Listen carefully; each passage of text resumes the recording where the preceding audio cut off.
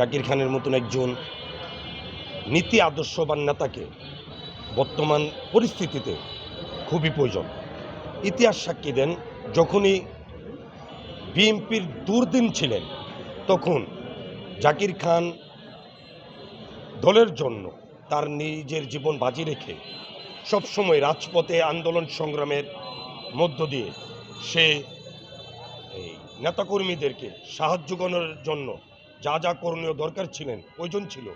এগুলো সবসময় সে করেছেন। বর্তমান অন্তর্কালীন যে সরকার বর্তমানে আছেন, গণতন্ত্র পুনরায় উদ্ধারের পর একটি স্বৈরাচারী সরকার যখন তার নিজের দলের নেতাকর্মীদেরকে দেশে ফেলে রেখে সে তার নিজের জীবন বাঁচানোর জন্য সে দেশ ত্যাগ করেন, এমন একটি পরিবেশের মধ্যে জাকির খানের মতন একজন নেতার নারায়ণগঞ্জ মহানগর বিএনপির নেতৃত্বে বড় প্রয়োজন।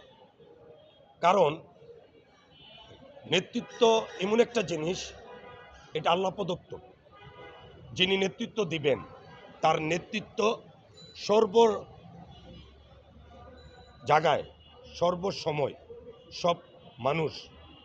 তার কমেন্ট, তার নির্দেশ মেনে যাবেন। এই ধরনের বর্তমানে নেতৃত্বে যারা আছেন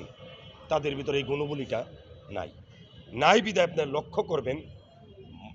বিএনপির ব্যানারে এবং বিভিন্ন অঙ্গ সংগঠনের নেতাকর্মীরা যার যার নিজের ক্ষমতা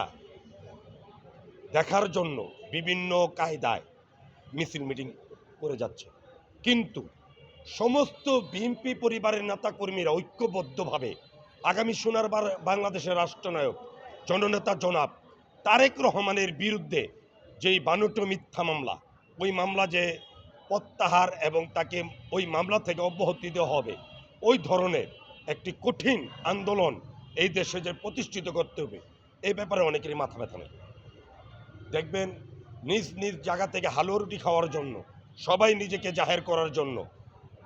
উনাকে মানে উনি ওনাকে মানে না, এই ধরনের একটা প্রতিযোগিতা শুরু হয়ে গেছে।